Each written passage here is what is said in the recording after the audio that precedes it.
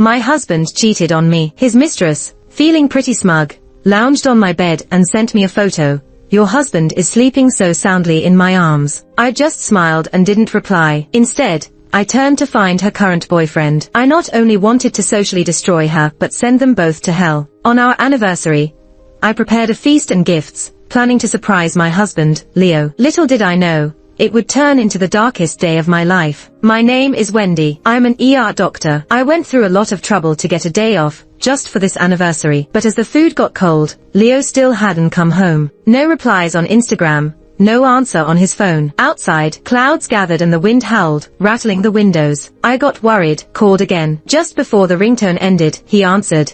Don't wait for me for dinner. You eat first. B0125. Please go to CT room 2. Are you at the hospital? Are you hurt? The familiar robotic announcement voice sent a chill down my spine. I blurted out, are you at our hospital? Don't come here. Before Leo could finish, I hung up and hurried to the hospital. On the way there, my mind raced with all kinds of horrible thoughts. Where was he hurt? His head? His chest? Was it serious? Why didn't he call me first thing? I'm an ER doctor. Since we got married, whether it's his issue or a relative's, Leo always tells me right away. Or did he get into another fight with a random stranger? He has road rage, so maybe he hit someone and was too scared to call me after. When I got to the CT room and saw Leo unharmed, I finally relaxed, as long as he was okay. But what I saw next made me freeze. There was my husband, gently wiping the tears of a young woman, his tone soft and comforting, telling her everything would be okay. After saying that, he lightly patted the back of her head. What are you guys doing? I was furious, stepping forward to confront them. Leo looked briefly flustered, but quickly regained his composure,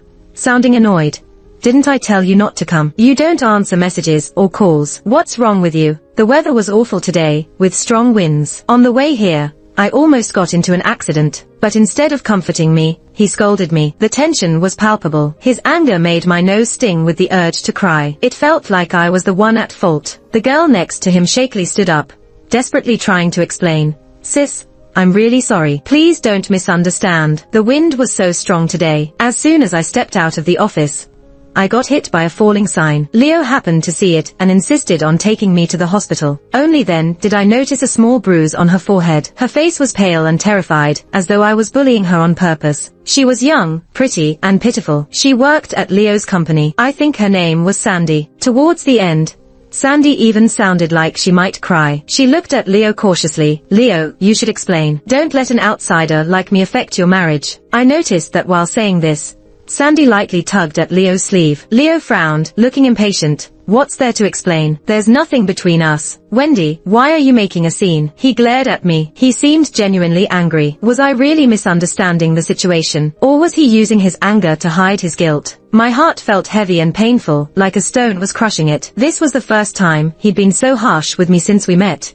And it was all because of a perfect stranger. Their little gestures and glances grew bigger and more obvious in my mind. Leo's inexplicable anger cooled down my emotions, making me realize that his behavior today was far from normal. But I had no concrete evidence. If I kept pushing about their ambiguous relationship, I'd be the one in a more vulnerable position. And Sandy wasn't someone to mess with. I pushed down my frustration, took Leo's arm, and smiled at Sandy. I trust my husband's character. Just don't misunderstand. But you have to understand, my husband has one flaw. He's too kind-hearted and doesn't know how to refuse people. Without giving Leo a chance to react, I pulled him away. As we left, I saw Sandy's previously innocent and pitiful expression turn sour. Once you plant a seed of doubt, it will grow and flourish on its own. I needed time to investigate and verify. Once out of the ER entrance, I let go of Leo's arm and hurried towards the car. I couldn't keep pretending. Big raindrops started to fall, chilling me both outside and inside. Leo kept pace, jogging to catch up, more frustrated. Wendy, haven't you had enough? Think about how awkward it's going to be for me and my colleague to work together now. I kept my face forward, walked faster, and angrily opened the car door. Just as I was about to drive off, Leo snatched the keys from me. His expression was stern, but his tone softened. You've already offended her and embarrassed her. That's enough. We've already gone through this whole scene. Was it really necessary? But I still had that burning anger inside me. Why had a situation that should have been his fault turned into me being dramatic and unreasonable? Throughout it all, he never considered my feelings. I moved to the passenger seat, slammed the door, and buckled my seatbelt. The wind outside had died down a bit, but the raindrops pelted the windows, making a racket that mirrored my turbulent thoughts. Maybe I was really misunderstanding him. After all, he's tall, handsome, mature, responsible, and has a decent job. It's only natural that a young girl might find him attractive, as long as he knew his boundaries and handled things appropriately. Marriage is easy, maintaining a marriage is hard. Every couple must take it one step at a time and cherish what they have. But what he said next shattered all the good feelings I had about him. She's just a pitiful kid with a rough background. You don't need to take it seriously with her. She's pretty naive. Everyone in the company treats her like a little sister. I glanced sideways at Leo. Does treating her like a sister include head pats? She sneaks peeks at you, pulling at your shirt, and her eyes show how much she admires you. Do you think I'm blind? I recalled the moment they shared earlier. The anger I'd barely managed to suppress flared up again. She has a boyfriend, all right. Stop overthinking and making up stories in your head. Leo's face turned cold. He stepped on the gas and the car shot forward. His driving got faster and faster, ignoring the terrible weather and poor visibility outside. Suddenly, a sharp brake nearly made me hit my head. Luckily, I was wearing a seatbelt, but before I could react, he rolled down the window, letting in the cold wind and raindrops as he started cursing. Are you trying to get yourself killed, crossing the street like that? Luckily, the brakes worked in time, and no one was hurt, though the other person was clearly scared. I quickly got out of the car to check on the other person. Are you all right? Do you need to go to the hospital? It was a middle-aged woman. Even though she wore a raincoat, her face and legs were soaked by the rain. She hastily shook her head and bowed in apology. I'm so sorry. There's an emergency at home. I thought crossing quickly would save time. I didn't mean to be reckless. After apologizing, she rode off hurriedly on her electric bike. Getting back into the car, my heart was still pounding. Leo's face remained dark with anger. He didn't speak or look at me, driving a bit slower now. As the sky darkened, I stared out the window, lost in thought. If he hadn't braked in time, or if the other person wasn't in a rush, things could have turned ugly. If it was a burly guy instead of a middle-aged woman, even if she was at fault for jaywalking, the consequences would have been unimaginable. And all of this was because of his irrational fury, clearly performed for my benefit. If I kept nagging about his flirtations, who knows if he would have crashed the car on purpose. By doing this, he could scare me into submission, shifting my focus away from his actions. Afterwards, he would casually excuse himself. You provoked me. You know I have road rage. He knew me too well, playing my psyche perfectly. But his selfishness and coldness caught me off guard and made me break out in a cold sweat. It felt like I never really knew this man. For the sake of both our lives, I had to suppress my anger, let go of my doubts, and hide all my unhappy feelings on this stormy night. Back home, Leo noticed the food and cake on the table and finally realized it was our first wedding anniversary. I had the day off, so when I got up in the morning, I asked him, do you have any plans for dinner tonight? If not, let's eat at home. He agreed without hesitation. I thought he was pretending not to know to surprise me, but he had actually forgotten. I had happily prepared surprises and gifts for him. Now it all seemed absurd and laughable. Darling, I'm sorry. We were both too sensitive today. Leo tried to approach me for a hug, but I sidestepped. A hint of guilt flashed across his face. I'll heat up the food and cut the cake. We ate in silence, both lost in thought. The reheated food was nothing like fresh out of the pot, much like our marriage. This was our first wedding anniversary, often called the paper anniversary. Is our marriage really as fragile as paper? After showering, I lay in bed, pretending to be asleep. Soon, I heard the sound of a medicine bottle being opened. It was the melatonin pills he never missed, usually taken 5 hours before bed, but tonight was later than usual. After a while, I felt the mattress dip slightly. I didn't dare move, trying to keep my breathing even. Leo leaned over to kiss me, but when I didn't respond, he pulled back. We both knew neither of us was actually asleep. Eventually, Leo's breathing became steady and deep, indicating he was in a deep sleep, but my mind was wide awake. The seeds of doubt planted in my heart kept me tossing and turning. I knew I had to do something. I pretended to shift in my sleep, accidentally draping my leg over Leo. He was asleep so soundly, he didn't react at all. Carefully, I grabbed his phone from the bedside table and tiptoed out of the bedroom, heading to the study. I thought it would take some effort to unlock his phone, but surprisingly, his password hadn't changed. I hesitated a bit. Maybe I was just being overly sensitive. Taking a deep breath, I decided to check. If I ended up being wrong, I could apologize later. I scrolled through his messages, searching for keywords like miss you, love you, good night, and hotel. Apart from our conversations, there was nothing suspicious. Looking at his transaction history, There were no strange transfers or red envelopes. His wallet details showed no odd activity. I checked his photo albums and Instagram. No suspicious or intimate photos. Maybe I was overthinking things. I sighed in relief. In his company group chat, I found Sandy's contact. Leo saved her Instagram name with her full name, and everything seemed normal. But why were all their messages deleted? And why was their chat set to do not disturb? This seemed too suspicious. I closed my eyes, trying to relax, but my mind kept replaying the moments at the hospital. Leo's gentle, doting look at Sandy, her shy tug at his shirt, her longing gaze as I led Leo away. These scenes looped in my mind like a heavy weight on my chest, suffocating me. Even though there were no incriminating messages, I felt a deep sense of disappointment and frustration. The air around seemed thin and suffocating. I couldn't calm down at all. After a deep breath, I opened my eyes to turn off my phone and spotted the shopping app just as I was about to exit. On a whim, I opened the app and checked his pending deliveries, payments, reviews, and my orders. Everything seemed normal. Is he hiding too well, or have I really misunderstood? My finger lingered on a random past order.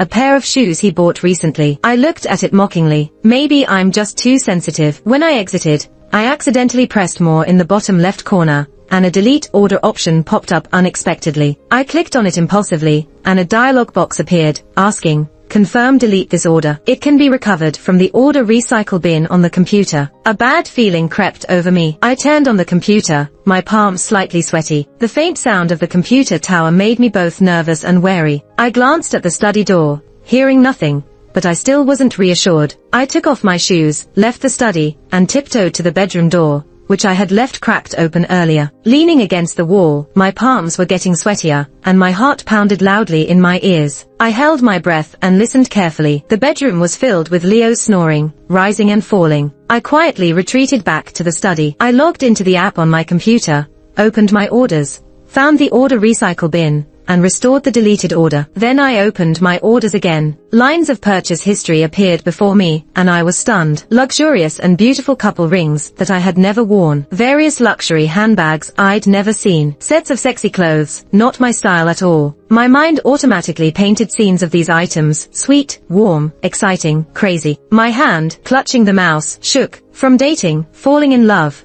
getting engaged, to marrying, even after a year of marriage, all the trust and feelings crumbled into pieces. I covered my mouth, not daring to cry out loud. I even regretted opening his phone. If only he had changed his password. 5 minutes later, I wiped my tears, took a deep breath, and regained my usual calm. I knew now wasn't the time to break down. I needed to preserve evidence. He had hidden it so well.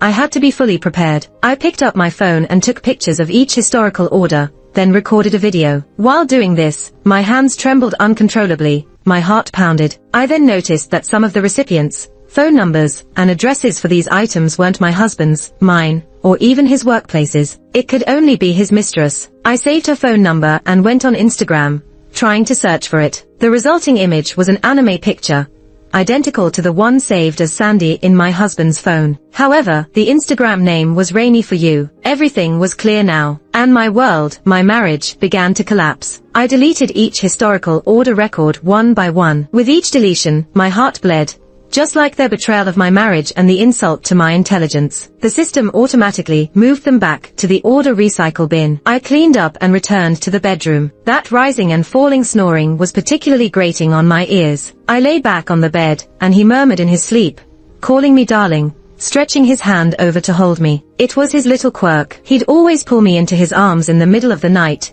especially when we weren't getting along. That moment of close skin contact felt like becoming part of him, and all my anger would vanish without a trace. But this time, I knew we'd never go back to how we were. Instinctively, I edged towards the side of the bed, almost falling off. He didn't touch me, turned over, and fell back asleep. Looking at his familiar back, he seemed both strange and disgusting to me. I couldn't understand why he would cheat. I have a pretty face, and with makeup, I'm considered quite attractive. I'm gentle, kind, have a career, can handle social occasions, and cook well. We met through a blind date, but had a year-long observation period. He's mature, steady, tall, and handsome, and deeply affectionate and romantic towards me. He even said meeting me felt like it was too late in life. We had love and were soulmates. Entering marriage was a thoughtful decision, a natural progression. Before getting our marriage license, I even jokingly told Leo that if he ever loved someone else, I'd let him go. But just tell me beforehand, even a second before he falls out of love. He patted my head indulgently. Darling, loving you for a lifetime isn't enough. But after just a year of marriage, how ridiculous and ironic. He could stop loving me and love someone else, but he should never have betrayed our love, our marriage, cheating on me behind my back. His snoring gradually quieted down. At this moment, I even felt like strangling him. But then I thought, it's not worth it to ruin myself over someone like him. But letting him go just like that felt too easy. A fire of anger surged in my heart, making me toss and turn. But I had to sleep. Only by getting enough rest could I have the energy to plan carefully and make him pay the deserved price. That night, I had countless nightmares, but at least I slept some. The next morning, I made a simple breakfast and sat at the dining table, finding everything tasteless. I knew I'd have to live with a mask on from now on. Divorce was a recurring thought in my dreams, but such a major decision, how would I explain it to my parents? They're old. What if they couldn't handle the shock? Why are you up so early? Leo was half asleep, yawning continuously, and tried to hold me. I stiffened and my body instinctively rejected him. Looking a bit disappointed, he gave me a good morning kiss on the forehead. Still mad about yesterday? His deep voice with a hint of coaxing, eyes full of affection, seemed so ironic to me. But fearing to alert him, I bore my disgust and managed a smile. He counted on me not being able to resist his affection, but that was before he crossed my line. If you wholeheartedly love and protect me, I don't care if you're rich or poor, human or ghost. But if you treat me like this, I'll make sure you're worse than a ghost. When you get time off, let's celebrate our wedding anniversary properly and maybe have a baby. He sat down and started eating, eyeing me. When we got married, he said he wanted to focus on his career for another 2 years and pay off the mortgage before having kids. He didn't want me or the child to suffer. I was moved then, and even took on the task of paying off the mortgage with him. The house was a pre-sale. It hadn't been delivered yet. Bought before the wedding, he had only made the down payment. The house wasn't ready to move in, and the mortgage needed to be paid every month. A lot of pressure. With the pandemic, I didn't want him under too much stress. Besides, we were married and would be together for life. Being too precise about things would only hurt our relationship. Now, I'm incredibly grateful he postponed having children. My emotions were mixed, but I couldn't let him see any clue. Forcing a smile, I thought for a bit before responding. We're short-handed in the department. Dr. Emma is about to give birth, and will be on maternity leave soon, so she can't take night shifts. Our plans would at least have to wait another 6 months. I sensed a sigh of relief from him, but he was still unhappy. Does your workplace even care about human rights? They even want to control when you can have kids. I smiled awkwardly. You know the nature of emergency medicine. Pregnancies have to be reported in advance. Okay, 6 months then. If you get pregnant, stop working immediately. You guys are too exhausted every day. The child can't be at risk. I'll support you. I nodded and smiled, finally ending the topic. I've never loved the emergency department's unspoken rules as much as I do now. 6 months is enough time. After breakfast, I was washing dishes in the kitchen. Leo was very attentive, helping with everything. In the past, I'd have felt very happy, but now, I only felt indifference. Suddenly, he hugged me from behind, resting his chin on my neck. Babe, I'll make it up to you when we're off. I didn't respond. In his eyes, I was still holding a grudge. Actually, there's something I wanted to discuss with you. Our 2-bedroom apartment is too small. If you get pregnant, and my mom comes to help, it'll be crowded. I didn't turn around, continuing to wash dishes, but I knew my grip on the plate hurt. What do you think? He didn't notice my discomfort, and his tone was slightly excited. I checked out a 4-bedroom place recently. Great location, and in a school district. How about we sell this apartment to make a down payment? Turns out, all the morning's niceties were leading up to this. The apartment Leo and I currently lived in was a wedding gift from my parents. Since Leo's wedding apartment wasn't ready, my parents didn't want me to suffer, so they told everyone it was bought by Leo's family. In the year we've been married, my parents never mentioned it again. They treated him like half a son, believing that being kind to the son-in-law meant being kind to their daughter. But they forgot some people are ungrateful and calculative. If I didn't know about his affair, I would have naively agreed, making premarital property into marital property. We're a couple, everything should be shared. Current house prices are below 10,000 per square meter. Wouldn't it be too much pressure? Besides, we haven't finished paying off your mortgage yet. Will the bank approve a loan? Suppressing my anger, I pretended to hesitate. I did the math. This apartment can sell for over 800,000. We still need about 600,000. Even with our savings, there's a gap. Maybe ask your parents. If you're pregnant, moving and renovating will be bad for the baby. Besides, my place won't be ready until 2 years later. The place I saw is great. It has schools nearby, convenient for the child's future. As he spoke, he kissed my face. His flattery was obvious. When he said parents, he meant mine, not his. I need to think about such a big decision. I couldn't hide the coldness in my expression, and my tone wasn't pleasant. All right, I'm off to work. After Leo left, I wiped where he kissed me in disgust, letting the faucet water run, having no heart to wash the dishes. My heart sank. He had planned everything,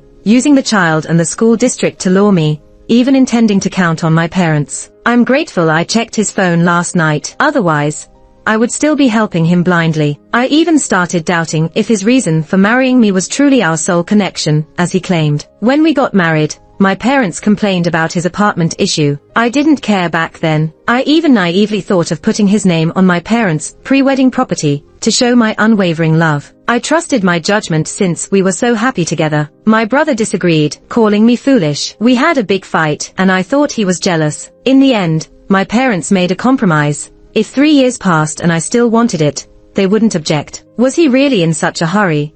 Or was I too blind? Or was he too good at hiding? I turned off the faucet, grabbed my bag, and drove to my brother's place. I had the night shift today, free during the day to rest, as I needed to work from 6:30 p.m. to 8 a.m. the next day. I drove slowly the whole way. I don't want to sit around and do nothing, but I'm a bit hesitant. After all, before the wedding, my brother remained neutral about my marriage to Leo. Standing downstairs in his apartment complex, I fidgeted and looked down, struggling with myself. Should I tell him or not? As I was wavering and feeling at a loss, my brother came back from outside, wearing big shorts and a tank top, carrying breakfast. He dragged me inside and sensed something was wrong. He dropped his usual playful and carefree attitude and looked very serious. What's going on? Leo, he cheated. As soon as I said it, I couldn't hold back my tears. My brother threw the breakfast on the floor, stormed into the kitchen, grabbed a knife, and rushed out the door. I held on to him with all my strength, almost losing all my energy, crying out, "Bro, I don't have a home anymore.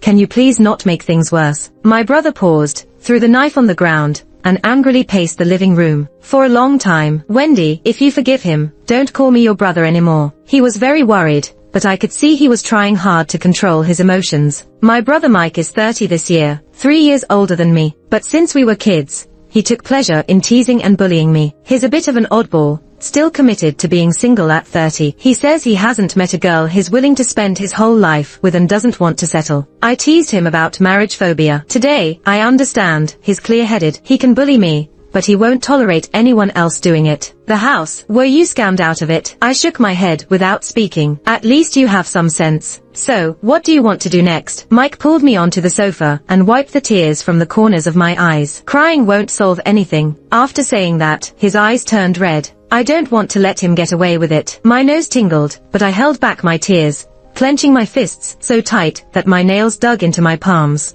almost drawing blood. I want to make him go to hell. I've never been so determined. Mike, can you do me a favor? Mike nodded solemnly. In all the years I've known him, he's rarely been this serious and earnest. And don't tell Mom and Dad. During my night shift, I sent Leo a message. I told him to come with me to my parents' house the day after my shift and my day off. He was very happy. He thought I was going to work on my parents about the house. In reality, I wanted to use these 2 days to calm down and think about how to get back at him. Though Mike usually seemed carefree, he worked very hard when he got serious. Just like his business, which has held up decently over the years, especially during the pandemic. Despite his own connections and resources, when he placed a thick stack of documents in front of me, I was still amazed at his efficiency. Sandy has an older sister and a younger brother. When she was 4, due to family poverty and her parents' preference for boys, she was given to relatives and wasn't claimed back until she was an adult. She's suspicious, sensitive, and vindictive,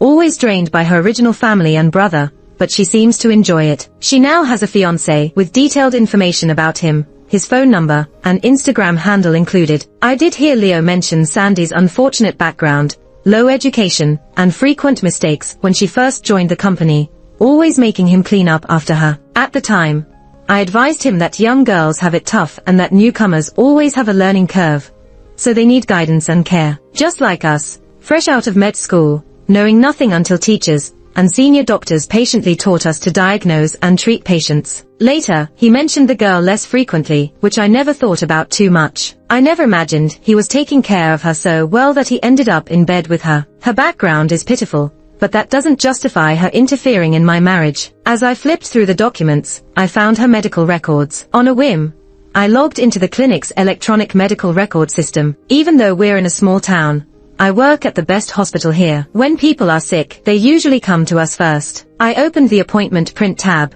adjusted the time frame to a year, and entered Sandy's name. Several records came up, and I matched them by age and ID number, printing out the relevant ones. At that moment, I was grateful for the hospital's policy of granting the emergency department access to all medical records. Due to the sudden and complex nature of emergency work, the emergency department is allowed to print medical records aside from the main office. I carefully examined the records. Sandy had multiple gynecological visits for menstrual pain and several ENT visits for nosebleeds, with short intervals in between. Suddenly, I remembered how Leo took melatonin every day. My mind quickly formed a nearly perfect plan for revenge. I want them to fall into ruin and despair forever. As soon as the early shift ended, I left work right away. Today, I'm going to see someone, Howard, Sandy's current fiancé. When I first saw him, he looked just as described, a simple, honest, and somewhat awkward technician. When I laid all the evidence before him, his face twisted in disbelief. He claimed I was slandering his girlfriend, and refused to believe Sandy could do such a thing. I guess, at this moment, your girlfriend is still at my house. I felt both sympathy for the man in front of me and a sense of irony for myself. Did you install surveillance? Howard asked, still clinging to hope. The whole thing happened too suddenly. I didn't have time to set up surveillance. I sighed helplessly. So, it's all your speculation. I trust my girlfriend. I won't let a stranger's baseless accusations affect our relationship. Seeming to muster a lot of courage, Howard finally spoke. I took out my phone and opened the app for my smart body fat scale, skipping past the basal metabolic rate, fat rate, and muscle rate. I focused on the time and weight shown on the screen. Last night at 8 p.m., 45 kilogram. At 11 p.m., 46 kilogram. This morning at 7:30 a.m., 44 kilogram. Last night, they must have had a late night snack or something. If you still don't believe me, you can call to confirm. I looked at Howard calmly. He went from disbelief to hesitation and doubt. After 2 minutes, he finally took out his phone and dialed a number, putting it on speaker. "What's up?" a sweet and lazy female voice answered, with a touch of playfulness. It was definitely Sandy. "Isn't today the weekend? I miss you. Let's meet up." Howard was testing the waters, but I could tell he still had a sliver of hope. "But I have a cold. Wait a few days until I feel better, and I'll come find you. I don't want to get you sick," Sandy said, deliberately sniffing and coughing twice. "Then I'll come to your dorm and bring you some medicine." Howard's face started turning cold as he said this. No need. I've gone back home. I'll come see you after work on Monday, okay?" Sandy tried to cover it up, but we both heard the trace of panic in her voice. "All right, I'll be working overtime these 2 days too. See you Monday," Howard said and hung up. She said she went back home, not that she was at home. A trace of sadness appeared in Howard's eyes, as if talking to himself. "Why are you telling me this? Why do you have a scale at home?" "The scale is because I might want to get pregnant in the future. So I got this smart body fat scale. I hoped for better quality embryos, but it turned out to be useful in this situation. I wanted to save my marriage, but your girlfriend doesn't seem to think so." While saying this, I secretly pinched my thigh to squeeze out some tears, making myself look like a desperate woman trying to hold on to her husband. In this society, men cheating can usually be forgiven by most women. But if a man is betrayed, almost no one can forgive it, regardless of their wealth, job, or social status. "Take me there," Howard said, and I still looked sad on the outside, but inside, I was smiling. People are strange creatures. No one wants this to happen to them. At first, they deny it, but once confirmed, their curiosity and even desire for revenge grow exponentially. The one who breaks the rules, in choosing the excitement, automatically ignores the consequences of breaking the exclusivity of love. They even arrogantly think they've hidden it well. How could they be discovered? I gently turned the doorknob, and what I saw in the living room is something I'll never forget for the rest of my life. Sandy was wearing my dress. They were disheveled and flushed, about to proceed. Perhaps they heard a noise and turned their heads simultaneously. Our eyes met. I already knew Leo was cheating,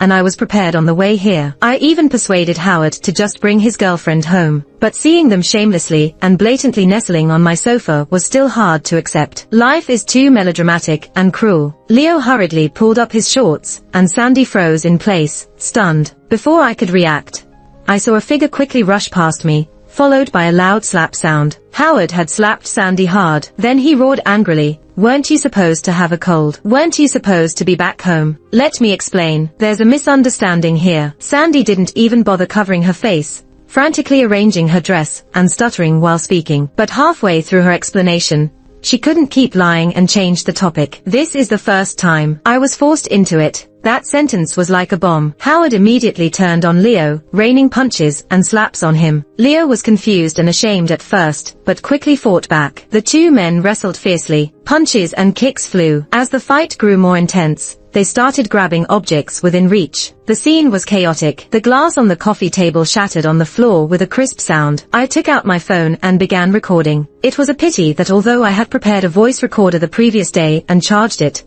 I didn't use it because the scene was too sudden when I entered. I forgot to use my phone at that moment. Now, Howard was like an enraged beast, eyes bloodshot. Even with Sandy clinging to him, Leo was at a disadvantage. After all, Howard was younger and stronger, and his anger was his best stimulant. Sandy, caught in the middle, tried to stop both, only to find herself getting hurt instead. Two men in a fit of rage blamed her for everything. Whomever she sided with, she was wrong. In a short time, the living room was a mess. The door wasn't closed. The noise of the fight attracted neighbors who crowded the doorway, discussing the scene. Some recorded videos, while others called the police, adding more chaos. Finally, exhausted, Howard and Leo had to stop fighting. Howard, as the victor, showed no joy, still breathing heavily in rage, glaring at Sandy curled up in the corner, as if wanting to tear her apart. Sandy buried her head in her knees, trembling, crying softly like she had suffered immense harm. Leo, like a defeated rooster, panted heavily, with his forehead swollen, bruises all over, but his nose miraculously unscathed. On the way over, I casually mentioned to Howard that I'd seen plenty of fights in the ER where the fighters were pretty skilled. They managed to give the other person a rough time, vent their anger, but not cause themselves too much trouble. Just a minor injury charge. I also told him that the nose bone and eardrums are particularly fragile. I turned off my phone and watched the early end of this scene coldly. What a pity. Howard didn't hit hard enough, and that scumbag Leo didn't suffer enough. Sandy's reaction today was also a bit surprising to me. She was much weaker than I had imagined, which left me feeling somewhat unsatisfied. Maybe Howard's presence kept her from showing her true colors. Sensing the quiet around her, Sandy stopped crying and looked up. Her face, smeared with blood and tears, looked pitiful and somewhat ridiculous. I curled my lips into a mocking and provocative smile. Suddenly, the innocent, doe-eyed look she usually had disappeared, replaced with a resentful and vicious glare. Staggering, she approached me. "You set this all up, didn't you?" I put on an innocent, panicked look,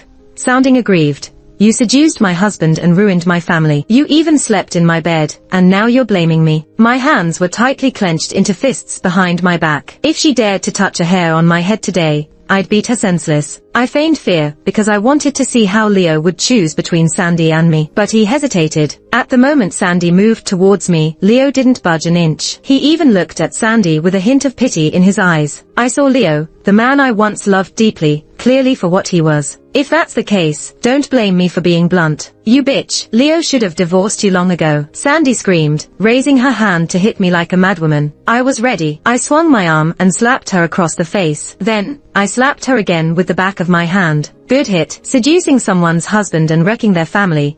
How dare you act so arrogantly?" Someone in the crowd shouted. Sandy seemed taken aback that I fought back. She stood there stunned, her face swelling up like a pig's head, tears welling up in her eyes full of humiliation, but she didn't dare say another word. If she dared be more arrogant, the spittle at the door could drown her. "Sandy, haven't you embarrassed yourself enough?" Howard grabbed her with such force that she stumbled and fell to the ground. "They're all bullying me, setting me up. Can't you see that, Howard?" "Howard, you're being used by that bitch Wendy. I'm so wronged. You're not even helping me. You even hit me just now, after all I've done for you." Sandy sat on the ground, wailing and sobbing. At this point, Leo finally stepped in front of me and pointed his finger at Sandy's nose, cursing her viciously. I've told you already. Don't seduce me or wreck my family. All along, I've only loved my wife. Sandy choked on her sobs, too shocked to continue crying. Outside, police sirens wailed, and the people at the door continued to curse. Some cursed the shameless mistress, while others called out the ungrateful scumbag. There were also those who sympathized with me and Howard. Hearing the sirens and facing the double blow, Sandy was truly terrified. Her face went pale, and without grabbing her things, she prepared to run. I stretched out my foot, and she tripped and fell flat on her face. Take off your skirt, I mocked Sandy, who was lying on the ground. Sandy was both angry and anxious, but she had no choice and took it off. I threw the skirt at her face and said in an unusually calm tone, "Don't leave what you've worn here to disgust me. Trash belongs in the trash can." The police arrived and took the four of us to the station. They took statements from each of us. In the end, we all agreed to mediation, and after signing the agreement, went our separate ways home. Soon, the incident caused quite a stir in the neighborhood. On the way back,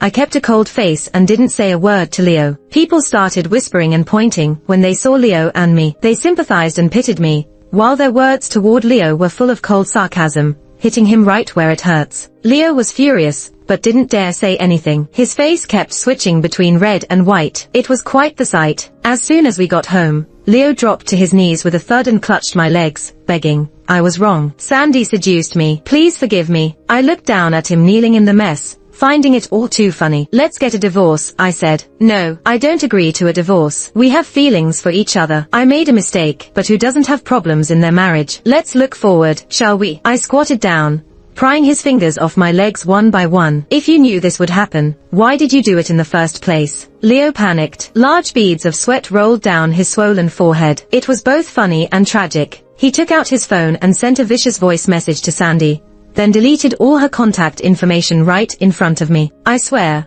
I'll never have anything to do with her again. Leo's fierce determination scared me a little. Before getting caught, he hid it well, even blaming me for being paranoid, making it seem like I was wronging him and causing him great distress. Just last night, he and Sandy were being intimate in this house. Even 2 hours ago, when Sandy came to hit me, he didn't stand up to protect me immediately. Now, when I mention divorce, he quickly cuts ties with Sandy, switching sides right away. Does he sincerely want my forgiveness? Or is he just stalling to find a chance to kick me out later? After all, he hasn't yet gotten the premarital property gifted by my parents. All the savings are in my hands. The mortgage on the house he paid the down payment for before marriage isn't paid off either. Or maybe he thinks there's no chance with Sandy anymore. Balancing the pros and cons, he finds me still useful, thinking in this society, a cheating man who kneels and begs should naturally make the wife forgive and move on. He thought he knew me well, but he didn't realize that the moment he betrayed our marriage, I was no longer the Wendy who loved him wholeheartedly and was at his mercy. I want to see him fall into hell with my own eyes. He must pay for his mistakes. Today is just the beginning. I closed the door and went into the guest room. Today's confrontation was a spur-of-the-moment decision. When it comes to cheating, I always believed it was Leo's fault. Even if Sandy made the first move, if Leo knew how to refuse, nothing would have happened. But Sandy crossed the line by adding me on Instagram and posting a story only I could see in the early morning. She lay on my bed with a man I knew too well. Though his back was to the camera, it was clearly Leo. The caption read, "What's stolen tastes best." She was getting back at me for walking arm in arm with Leo in front of her 2 days ago, feeling abandoned in that instant. It likely reminded her of being abandoned by her own family, stirring up her sensitive and suspicious nature. So, while I was on the night shift, she couldn't wait to come to my house and exact her petty revenge. She wore my dress, slept in my bed with my man, and even flaunted it openly. So I found Howard, but I didn't show him the pictures Sandy sent me. I feared he'd get too angry, call Sandy, and refuse to come catch them together with me. Nothing is more impactful than seeing it with one's own eyes. The deepest hurt always comes from those closest to us. Silent treatment is a dull blade. It won't kill, but can make life unbearable. Leo began to change, becoming more attentive. He who never cleaned the house now made sure the place was spotless, even cleaner than before. He made elaborate breakfasts. I ate with a cold face and said not one word. While the food was good and clearly well prepared, I didn't offer any compliments. I saw him busy in the kitchen, but acted as if I didn't and turned back to the guest room. We slept in separate rooms. Our communication was minimal. If something could be said in one word, I never said 3. He made an excuse to take some time off work to spend time with me and make it up to me. Whether he was there to be with me or just for recovery, fearing embarrassment, I didn't care anymore. I went on with my life. If love was gone, I would focus on my career, but I quietly watched his changes, specifically his physical changes. I loved sweet treats, so Leo, feeling guilty and wanting to make me happy, would always prepare sweet dishes after my shifts. I took a few symbolic bites, still saying nothing, but the coldness on my face lessened a bit. Leo was thrilled, eating with great appetite, thinking it was a sign I might forgive him. But he also started noticing that every time he finished his meal, especially when he cleaned his plate, I seemed in a better mood. His bruises and wounds healed gradually, yet he inexplicably began getting mouth ulcers, coming and going frequently. His insomnia worsened, and even increased doses of melatonin didn't help much. He'd wake up in cold sweats at night, sometimes jolting awake for no apparent reason, even with the air conditioner running at a comfortable temperature. Occasionally, he'd run a low fever, which kept recurring. Then, he started to become forgetful. The first time I talked to him since asking for a divorce was because he forgot to turn off the main gas valve in the kitchen. He couldn't find his razor in the bathroom, and after searching for a long time, I found it for him near the window. One day, when I got home from my night shift, I found that Leo had closed the door without locking it. I called him right away and yelled at him. He tried to argue back, but ended up sighing and helplessly saying he'd be more careful next time. Later, I saw him come home carrying groceries. He didn't dare to say anything and quietly went into the kitchen to start cooking. Recently, Leo would break out in hives for no apparent reason. It was extremely itchy, even in the most private areas of his body. He saw a dermatologist and got tested for allergies, but found nothing. He tried many anti-allergy medications, but his condition would still come and go. Sometimes the hives would disappear without medication, only to come back days later with no pattern, sometimes accompanied by a low fever. His physical discomfort, coupled with anxiety and insomnia, tormented him, making him restless. Seeing him lose weight and look haggard made me feel quite pleased. Are you still in touch with Sandy? I asked casually as we ate. Don't you trust me? Leo put down his chopsticks, looking angry but with lifeless eyes. That's not important. What matters is that you don't infect me. I smiled at him mockingly. A few days ago, I saw that Sandy had come to the emergency room. She kept having nosebleeds for no reason, and it took a long time to stop the bleeding. Leo's face changed drastically at my words. I'm full. I'm going to play some games, I said as he stormed into the study, coming out only after a long time. That night, when everything was quiet, I checked his browsing history on the computer. I saw searches like what causes insomnia, forgetfulness, low fever, night sweats, and mouth ulcers. What diseases can cause recurring allergies without a clear reason? What STDs are transmitted through high-risk sexual behavior? And early symptoms of HIV and its incubation period. Once someone becomes paranoid about HIV, it's like opening Pandora's box. Fear, anxiety, and despair will consume them, driving them to the brink of a breakdown. When the seed of doubt takes root in the heart, it's nearly impossible to get rid of. It grows persistently, sprouting despite all efforts. How could I miss the chance to nurture this seed? I'd use every way to water and nourish it, rushing its growth, as some diseases have a window period from 6 weeks to 3 months. Time is limited. The next day after work, I noticed scratches on Howard's neck as if from a confrontation with Sandy. Sandy's recent posts showed signs of this. She cut her hair short and covered her right face with it, looking dejected. The caption read, "Starting over." She had been sending me nasty messages, flaunting her and Leo's intimate photos. Yes, they had been meeting secretly again. Once a cheater, always a cheater. I recalled Leo's tearful plea when I demanded a divorce. It seemed ridiculous to me. Men lie effortlessly. His begging was just a stalling tactic. If I didn't come between them, it would be a waste of Leo's Oscar-worthy acting and Sandy's efforts to provoke me. Leo's paranoia about HIV had reached a critical point. With a little nudge from me, he confronted Sandy, finding an outlet for his anger and the root of his problem. He wouldn't let Sandy off easily this time. Her covered face might just be the result of their confrontation. I was in a good mood and made a feast that night, knowing a thunderstorm was forecasted. After dinner, Howard was unusually thirsty, drinking frequently. Despite wearing light clothing, he felt hot and restless. "Can you sit still for a bit?" I asked, browsing on my phone, but watching Howard intently. "It's going to rain. It's too stuffy and hot," he said, adjusting the air conditioner. Sweat dripped down his face. I said nothing, grabbed a long shirt from the bedroom, and put it on. "Tonight, I'd share the bedroom with Howard. Since his symptoms started, his desire had plummeted. Even when he tried to be nice or initiate intimacy, my reminder of his time with Sandy would extinguish his desire. "I'm tired. I'm going to bed," Howard said angrily, going to the bedroom. I knew he was mad at himself. When I entered the bedroom, he was tossing and turning, unable to sleep. I pretended to sleep, but stayed alert. He got up several times, either to use the bathroom or drink water. Finally, he quieted down and drifted to sleep. Suddenly, the room lit up like daylight, a flash of lightning, followed by a loud thunderclap. Howard, finally asleep, was jolted awake, sitting up in fright, pale and drenched in cold sweat, gasping for breath. 10. At this moment, another lightning bolt streaked across the sky outside the window. The intense light made the pallor and fear on his face vividly clear. Thunder roared. Howard shivered. The thunder was like a rampaging dragon, tearing open the unsettled clouds. An enraged rainstorm began to pour, pounding on the window with a furious patter. To Howard, it felt like demons from hell, draining the color from his face, leaving him ashen and pale. He turned to look at me. I pretended to keep sleeping, subtly adjusting my breathing to sound long and deep. He just sat there, staring blankly, not moving an inch. I had no idea what he was thinking. His eyes were vacant and lifeless. Outside, the rain was still raging. I knew the last string in his heart had snapped on this stormy night. The next day,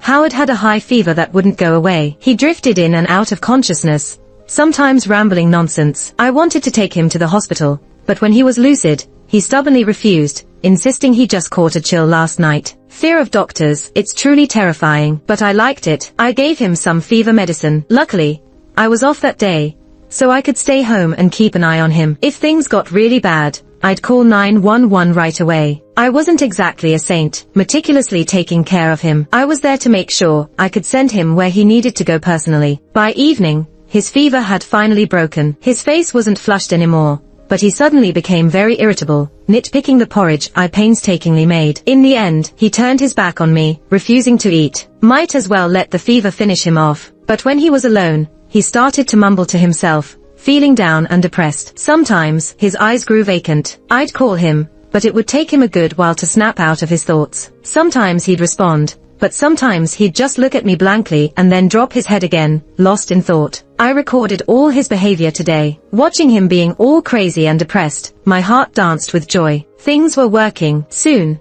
I wouldn't need to wear this mask under the same roof as him. These past 2 weeks had felt like years. Leo didn't want to go to the hospital, but he had no choice against me. I played the good wife, patiently taking him for all sorts of tests, head CT, chest CT, MRI, all came back normal. I even took him to the lab for blood tests. It was the weekend, so the results wouldn't be ready till Monday. Since the blood draw, Leo had been really tense. Some folks are scared of bad results, but still cling to hope, avoiding doctors to feel better. In their minds, no tests mean no problems. Next, I took him to the psych department, showing the doctor last night's recordings. The doctor ran a series of relevant scales on Leo. Leo was diagnosed with bipolar disorder, moderate. He insisted he wasn't sick and didn't want to take meds. On that, I actually agreed. All I wanted was a record at the psych department to set up for what was to come. Bipolar disorder isn't that scary. Wendy, you're a doctor too. Besides therapy, you know how crucial regular meds are. I wrote the prescription, taking it's up to you. The hospital insisted,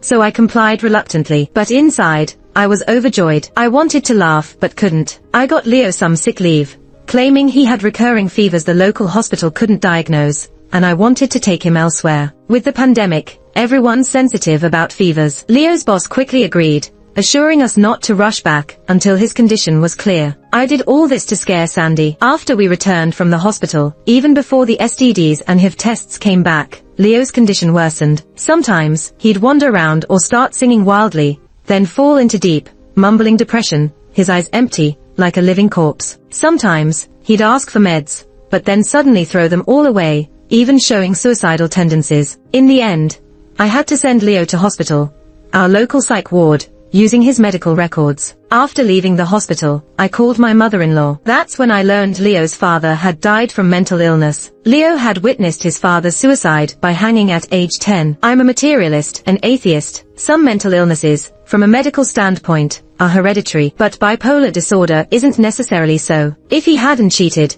breaking our marriage and love, even if he fell into a deep depression, I'd have been confident enough to stick it out with him. Even selling the house and car to travel and lift his spirits would have been fine. The hospital called me many times later, saying Leo wanted to see me. I never went. I was busy filing for divorce. Because of Leo's mental condition, the divorce was more complicated than usual, but I was prepared. Our relationship was long dead. I provided all the evidence of his cheating, listed chronologically. Of course, this evidence was legal, and the court accepted it. From my online record of catching him with Sandy to the video neighbors took, police mediation records, and Sandy's photos, videos, and chat records of her with Leo, including his medical records, prescriptions, videos of me playing the good wife, and clips of me hiding in fear during his bipolar episodes, crying quietly. In the end, the court granted the divorce. Most of the property was given to me, but considering Leo's mental health issues, he was given a small portion as well. Leo's mother used all of his share to pay for his hospital bills. This money would keep him in the hospital for a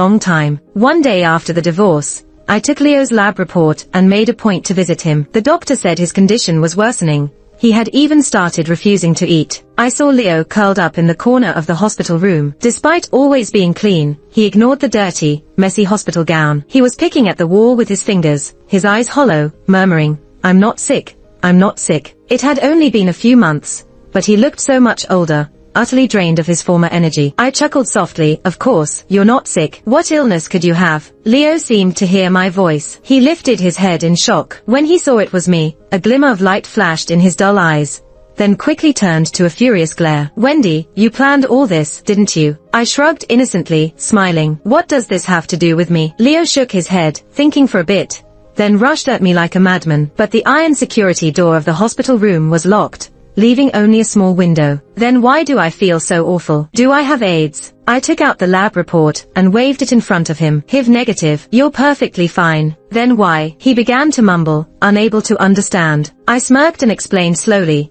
"It's because of your diet that you have those weird symptoms." Why was I feverish, sweating, forgetful, and allergic? I laughed lightly. I turned off the air conditioning at night. It gets hot in midsummer, right? And as for the fever, with the 9-story building's draft at night, catching a chill is easy. As for the forgetfulness, I chuckled. I deliberately moved your things around and turned off the main gas valve in the kitchen. I didn't explain the rashes, because they had nothing to do with me. I also didn't say that melatonin's effect on insomnia is limited. And Sandy, she kept having random nosebleeds without any obvious cause. I smiled but said nothing. I wouldn't tell him there's a condition called nasal endometriosis. It means the endometrial tissue is in the nasal cavity, causing nosebleeds with every menstrual cycle. But the bipolar disorder, you definitely have that. I finished with a smug, triumphant smile. "Wendy, you bitch. I'll kill you. I'm not sick. Let me out." Leo screamed in the room, punching the glass until his hands bled. The doctors and nurses rushed over. "Quick, room 32 is having another manic episode." I pretended to be scared, but watched coldly as the nurse injected a sedative into Leo. He soon stopped struggling, slowly losing consciousness, and finally became completely quiet. When I left the hospital, I was humming a happy tune. Whether sick or not, no one would believe a mental patient who says they're not sick. Several days later, after work,